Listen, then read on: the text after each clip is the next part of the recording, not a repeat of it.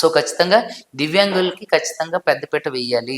దివ్యాంగులకి ఖచ్చితంగా ప్రభుత్వంలో ప్రత్యేక స్థానాలు కల్పించాలి.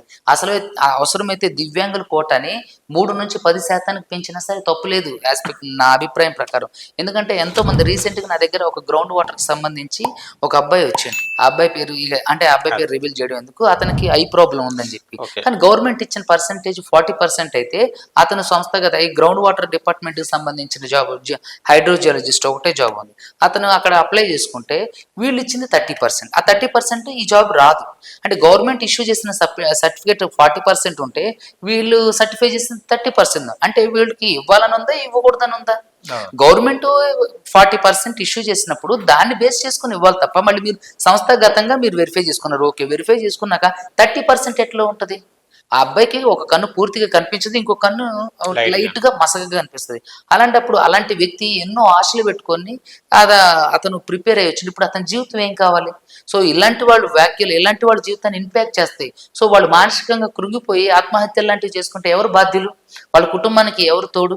వాళ్ళ కుటుంబాన్ని వాళ్ళు అలాంటి వాళ్ళు ఇలాంటి స్మితా సబర్వాల్ గారు లాంటి ఐఏఎస్ ఆఫీసర్ చేసిన వ్యాఖ్యల్ని వాళ్ళు మనసులో పెట్టుకుని ఎంతో మంది చనిపోయారు అనుకోండి. ఇక మా జీవితం ఇంతే, మాకు ఎటువంటి అవకాశం లేదని చెప్పి అంతకుముందు రిజెక్ట్ అయినటువంటి ఎంతో మంది అభ్యర్థులు చనిపోతే దానికి ఎవరు కారణం? ఖచ్చితంగా ఇలాంటి వ్యాఖ్యలు అనేవి అహంకారపూరితమైనవి, అదే విధంగా అంటే లెక్కలేని తనంకి సంబంధించి వస్తాయి. ఖచ్చితంగా గౌరవ ముఖ్యమంత్రి గారు రేవంత్ రెడ్డి గారు దీని మీద స్పందించి ఆవిడ మీద యాక్షన్ తీసుకోవాలి. అదే విధంగా జ్యుడిషియరీ కూడా స్పందించి ఎంతో మంది చూడండి, మీ ఇంట్లోనే మీ కుటుంబంలోనే ఎంతో మంది దివ్యాంగులు ఉండొచ్చు. అక్కడి వరకు ఎందుకు, మా ఇంట్లోనే ఉన్నారు. సో అలాంటప్పుడు ఖచ్చితంగా మనం దీన్ని ఖండించాలి. వాళ్ళ వ్యక్తిగత అంటే జీవితం మీద బురద జల్లినట్టు వాళ్ళు ఇంకా అసలు దివ్యాంగులు అనేటువంటి వాళ్ళు చాలా వరకు వాళ్ళు ఫ్రస్ట్రేషన్లో ఉంటారు. తర్వాత వాళ్ళు లోన్లీగా ఫీల్ అవుతారు. వాళ్ళకి అంటే ఎన్నో రకాల యాంగ్జైటీస్ ఉంటాయి. సో ఇలాంటి వ్యాఖ్యలు విన్నప్పుడు వాళ్ళు ఖచ్చితంగా ఇంకా మనం కృంగదీసిన వాళ్ళం అవుతాం, ఇంకా వాళ్ళ పతనానికి మనం కారణమైన వాళ్ళం అవుతాం. సో వాళ్ళని అభివృద్ధి చెందే పదంలో మనం ముందుకు తీసుకురావాలి. వాళ్ళని అంటే ప్రతి ఒక్క విషయంలో వాళ్ళకి చేయుతున్న తప్ప ఇలాంటి అహంకారపూరితమైనటువంటి చర్యలు, అదే విధంగా వ్యాఖ్యలు ఇట్లాంటివి చేయడం వల్ల ఏంటంటే వాళ్ళని ఇంకా మనం మానసిక స్థైర్యాన్ని కోల్పోయేటట్టు చేయడం అన్నట్టు. సో కాబట్టి ఇది ఖచ్చితంగా సమాజానికి ఆమోదయోగ్యమైనది కాదు. స్మితా సబర్వాల్ గారు చేసింది 100కి 200% తప్పు. ఖచ్చితంగా ఈవిడ దివ్యాంగులందరికీ క్షమాపణ చెప్పాలి. అదే విధంగా ఈ విధమైనటువంటి వ్యాఖ్యలు చేసినటువంటి ఈవిడ గవర్నమెంట్ చేసిందా, ఈవిడ చేశారు? సో దీని మీద కూడా ఒక క్లారిటీ ఇవ్వాలి. కాబట్టి ఎంతో అంటే ఒకళ్ళిద్దరు చేసినటువంటి దివ్యాంగులు చేసినటువంటి తప్పులకి మొత్తం ఆ వ్యవస్థలో ఉన్నటువంటి దివ్యాంగులైనటువంటి ఎంతో మంది ఆఫీసర్స్ మీద, లేదంటే రాబోయే అంటే ఆస్పిరెంట్స్ మీద ఈ ప్రభావం పడుతుంది. కాబట్టి ఖచ్చితంగా స్మితా సబర్వాల్ ఈ విషయంలో ఖచ్చితంగా ఆవిడ అందరికీ క్షమాపణ చెప్పాలి. ప్రభుత్వం తరఫున ఆమె మీద యాక్షన్ కూడా జరగాలి. అదే విధంగా ఎట్లయితే ఇంతకుముందు తప్పు చేసినటువంటి ఐఏఎస్ ఆఫీసర్స్కి ఏ విధమైనటువంటి శిక్ష విధించారు, అటువంటి శిక్ష స్మితా సబర్వాల్ గారికి కూడా విధించాలనేది నేను ఒక అడ్వకేట్గా, ఒక హైకోర్టు న్యాయవాదిగా ఖచ్చితంగా దీన్ని నేను ఖండిస్తాను.